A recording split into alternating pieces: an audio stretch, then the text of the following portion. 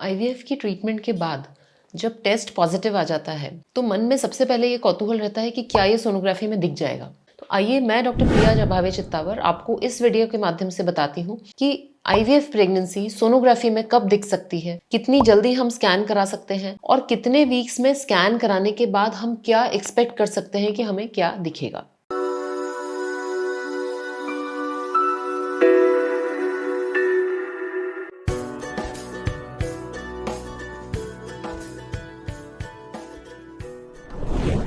सबसे पहले जब प्रेगनेंसी की डेटिंग की जाती है तो हम ये सोचते हैं कि जिस दिन से एम्ब्रियो इम्प्लांट हुआ है वो डे 0 माना जाएगा और वहां से कैलकुलेशंस होंगे। हकीकत ये है कि जो डेटिंग होती है वो हमेशा मेंस्ट्रुअल डेटिंग होती है, यानी कि भले ही आपका एम्ब्रियो किसी दिन इम्प्लांट हुआ हो परंतु जो लास्ट मेंस्ट्रुअल पीरियड है वहां से डेट गिनी जाएगी। इसको मेंस्ट्रुअल डेटिंग कहा जाता है। फॉर एग्जाम्पल, यदि किसी महिला का आईवीएफ हुआ है और उसका जो बीटा एचसीजी टेस्ट है वो यदि 1 तारीख को हुआ है तो इसकी जो मेंस्ट्रुअल डेटिंग है उसके हिसाब से ये प्रेगनेंसी 4 वीक्स की मानी जाएगी, न कि 2 वीक्स की। ये समझना आपके लिए बहुत इंपॉर्टेंट है क्योंकि इस बात में बहुत सारी महिलाओं को और कपल्स को कंफ्यूजन होता है।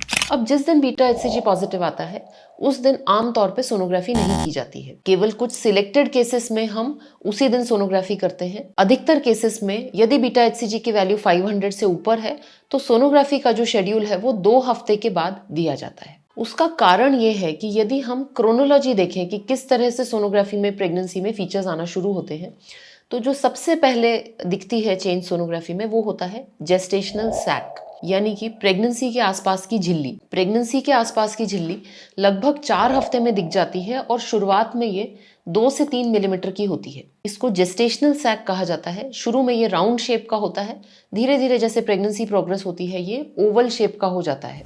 सेकंड जो स्ट्रक्चर दिखता है सोनोग्राफी में वो होता है योक सैक।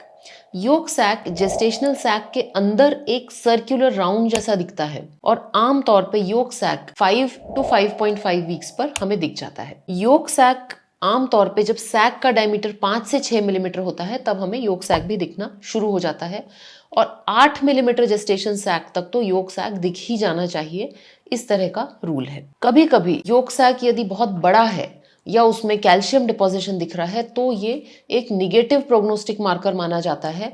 इसमें प्रेगनेंसी के चांसेस जो है वो थोड़े से गड़बड़ रहते हैं। थर्ड चेंज हमको दिखता है वो है एम्ब्रियो। जी हाँ, एम्ब्रियो अभी तक माइक्रोस्कोपिक है, दिखता नहीं है, परंतु एम्ब्रियो हमें विजिबल होता है आमतौर में 5 to 6 वीक्स के बीच में। शुरुआत में एम्ब्रियो योक सैक से जुड़ा हुआ एक डायमंड रिंग के फॉर्म में दिखता है और बहुत छोटा होता है। जब 1 to 2 मिलीमीटर इसका साइज हो जाता है तो कई बार हमको इसमें हार्ट बीट यानी कि धड़कन दिखने लग जाती है। अधिकतर केसेस में 4 से 5 मिलीमीटर के जो एम्ब्रियो है वहां तक हमें धड़कन दिख जानी चाहिए। चूंकि 6 वीक्स में हमें ये तीनों चीजें जेस्टेशनल सैक, योक सैक और एम्ब्रियो और हार्ट बीट दिख जाती है, इसीलिए नॉर्मली आईवीएफ में जब प्रेगनेंसी टेस्ट पॉजिटिव आया है उसके 2 हफ्ते के बाद में यानी 6 वीक्स पे स्कैन शेड्यूल किया जाता है। कुछ केसेस में ये स्कैन अर्ली शेड्यूल किया जाता है। ये 3 सिचुएशंस में हम जल्दी स्कैन करते हैं। सबसे पहला, यदि महिला को दर्द है तो आप सब जानते हैं कि आईवीएफ में हम 1 से ज्यादा एम्ब्रियोज ट्रांसफर करते हैं। कभी कभी बहुत ही रेयर सिचुएशन में एक एम्ब्रियो यूट्रस के अंदर चिपक जाता है और दूसरा एम्ब्रियो जो है वो ट्यूब के अंदर रहता है। इस कंडीशन को हेटेरोटॉपिक प्रेगनेंसी कहते हैं। और यदि महिला को तेज पेट में दर्द है और टेस्ट पॉजिटिव है तो हमेशा हेटेरोटॉपिक प्रेगनेंसी यानी ट्यूबल प्रेगनेंसी और यूट्रस में प्रेगनेंसी में डिफरेंशिएट करने के लिए अर्ली स्कैन किया जाता है। दूसरी परिस्थिति होती है वो महिलाएं जिनका पहले की डिलीवरी सिजेरियन से हुई हो। एक रेयर कंडीशन होती है जिसे कहते हैं caesarean section scar pregnancy. Scar pregnancy यानी जिस एरिया में सिजेरियन हुआ है वहां पर प्रेगनेंसी चिपक जाती है।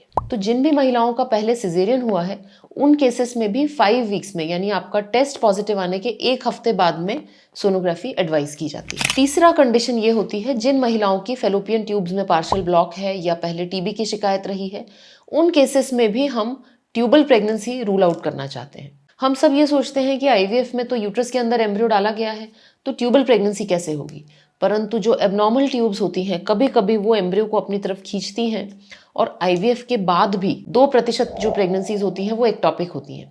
इसीलिए यदि डॉक्टर को क्लिनिकली ऐसी शंका है कि ये प्रेगनेंसी ट्यूब में हो सकती है, बीटा एचसीजी का लेवल बराबर नहीं बढ़ रहा है, तो वो अर्ली स्कैन यानी 4 to 5 वीक्स के बीच में भी स्कैन करा सकते हैं। अब सवाल ये उठता है कि यदि प्रेगनेंसी सोनोग्राफी में दिख गई है तो इसके बाद नेक्स्ट सोनोग्राफी कब की जाएगी?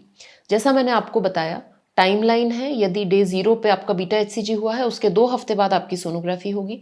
सोनोग्राफी में यदि सब कुछ नॉर्मल है तो हमें अगली सोनोग्राफी आमतौर पे 2 से 3 हफ्ते बाद करनी होती है। नॉर्मली कंसीव प्रेगनेंसी में हम नेक्स्ट स्कैन 12 हफ्ते में डायरेक्ट बुलाते हैं, परंतु आईवीएफ के केसेस में हम जनरली 8 वीक्स में एक और सोनोग्राफी कर लेते हैं। ध्यान रखिएगा कि ये सारी सोनोग्राफी जो है वो ट्रांस वेजाइनल सोनोग्राफी होती है, इंटरनल सोनोग्राफी होती है। ट्रांस एब्डोमिनल सोनोग्राफी भी की जा सकती है, परंतु उसमें इतना अच्छा रेजोल्यूशन, इतना डिटेलिंग हमें नहीं मिल सकता है। कई महिलाओं के मन में ये डर रहता है कि इंटरनल सोनोग्राफी से प्रेगनेंसी डैमेज ना हो जाए, प्रेगनेंसी को कोई दिक्कत नहीं हो जाए। तो ये ध्यान रखिए कि ये सोनोग्राफी वेजाइनली हो रही है, प्रेगनेंसी आपकी यूट्रस के अंदर है, वो बिल्कुल सिक्योर है। इंटरनल सोनोग्राफी से प्रेगनेंसी की ग्रोथ पे, उसकी हेल्थ पे कोई भी असर नहीं पड़ता, बल्कि हमें इतनी अच्छी इन्फॉर्मेशन मिलती है कि इस प्रेगनेंसी को प्रॉपरली कंटिन्यू रखने के लिए हम प्रॉपर एक मैनेजमेंट और ट्रीटमेंट कर सकते हैं। आशा करती हूँ कि ये सारी जानकारी आपके लिए उपयोगी सिद्ध होगी। आप हमारे चैनल को सब्सक्राइब करिए, लाइक करिए और इस वीडियो को अधिक से अधिक शेयर करिए। धन्यवाद।